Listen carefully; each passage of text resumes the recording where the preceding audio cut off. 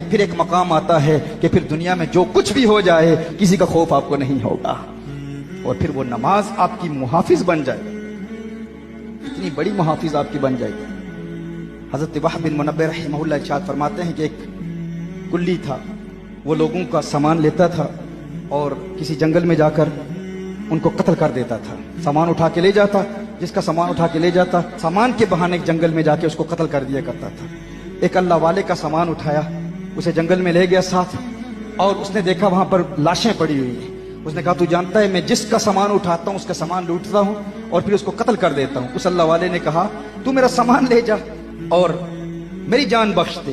اس نے کہا نہیں، میں قتل کرتا ہوں۔ یہ ان لوگوں کے لیے جو کہتے ہیں کہ نماز گناہوں سے کیوں نہیں بچاتی، کیونکہ ہم ساری زندگی ادا کرنے والے رہے، ہم قائم کرنے والے نہیں بنے۔ قائم کرنے والا کون ہے؟ جو نماز کے جسم اور روح کے مجموعے کے ساتھ نماز کو قائم کرتا ہے، ان دونوں چیزوں کو ساتھ لے کے چلتا ہے۔ کبھی کبھی نوجوان کہتے ہیں کہ ہمارے بزرگ اتنی یکسوئی کے ساتھ نماز پڑھتے ہیں کہ نماز پڑھتے ہیں تو آنکھوں میں آنسو جاری ہوتے ہیں، لیکن پھر بھی وہ غیبت کر رہے ہوتے ہیں۔ ان کی نماز انہیں گناہوں سے کیوں نہیں بچاتی؟ تو ممکن ہے کہ وہ پوری یکسوئی کے ساتھ پڑھ رہے ہوں، ممکن ہے پوری توجہ کے ساتھ پڑھ رہے ہوں، لیکن ان کی نماز کی روح تو ہے، شاید جسم نہ ہو، شاید الحمدللہ ہی پڑھ رہے ہو۔ تو جو باڈی گارڈ ہوتا ہے نا، اس کا جسم بھی ہوتا ہے، روح بھی ہوتی ہے۔ کسی کا کوئی محافظ ہو، بہت تکڑا محافظ ہو، توانا محافظ ہو، باڈی بلڈر ہو، باڈی اس کی بہت مضبوط ہو، جسم بہت مضبوط ہو، لیکن اندر روح ہی نہ ہو، تو وہ باڈی گارڈ آپ کی حفاظت کر پائے گا؟ لوگ کہتے ہیں فلاں قاری صاحب اتنی اچھی قرات کرتے ہیں، اتنے بہترین قاری ہیں، ان کی آواز بہت اچھی ہے، مدینہ منورہ سے پڑھ کے آئے ہیں، عرب دنیا سے پڑھ کے آئے ہیں۔ آپ کہتے ہیں قرات ضروری ہے، تجوید ضروری ہے، لیکن امام مسجد ہیں، لیکن میں جانتا ہوں کہ کون کون سے گناہوں میں مبتلا ہے۔ اتنے اچھے قاری ہونے کے باوجود ان کی نماز انہیں گناہوں سے کیوں نہیں بچاتی؟ ممکن ہے کہ وہ اچھے قاری ہوں، ممکن ہے کہ نماز کا جسم تو موجود ہو، لیکن نماز میں دنیا کے متعلق سوچ رہے ہوں۔ جسم تو ہے، روح نہیں ہے۔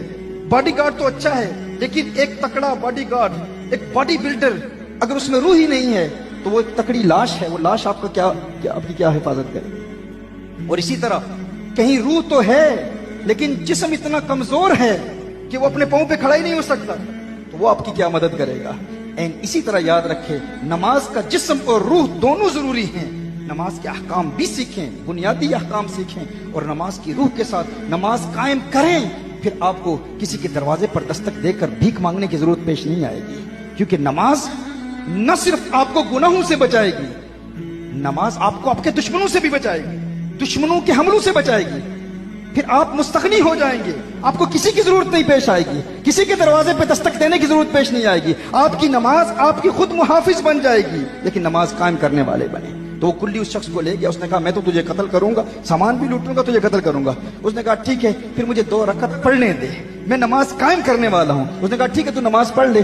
اس نے اللہ اکبر پڑھا، نماز شروع کی، الحمدللہ رب العالمین۔ ابھی وہ پڑھ ہی رہا تھا پوری یکسوئی کے ساتھ، پوری توجہ کے ساتھ، کیونکہ اس نے اپنے آپ کو قائل کر لیا تھا، آمادہ کر لیا تھا اس بات پر کہ یہ تو میری زندگی کی آخری نماز ہے۔ کیونکہ ہر وہ بندہ جو اپنے آپ کو اس حوالے سے قائل کر لیتا ہے، ہر نماز میں جب وہ سجدہ کرتا ہے کہ یہ میری آخری نماز ہے، جب اس توجہ سے اس نے نماز پڑھی تو آسمان سے ایک روحانی مخلوق آئی، گھوڑے پر سوار ہے، نور کی طرح روشنی چمک رہی ہے، تلوار اس کے ہاتھ میں ہے، تلوار سے اس قاتل کو وہ قتل کرتا ہے، یہ نماز پڑھ کے مکمل کرتا ہے، السلام علیکم ورحمۃ اللہ، السلام علیکم ورحمۃ اللہ۔ دیکھتا ہے وہ کلی جو قاتل تھا، اسے مارنا چاہ رہا تھا، اس کو دیکھتا ہے کہ وہ مردہ پڑا ہے، اور اس نورانی روحانی مخلوق کے پاس جاتا ہے، تو کون ہے؟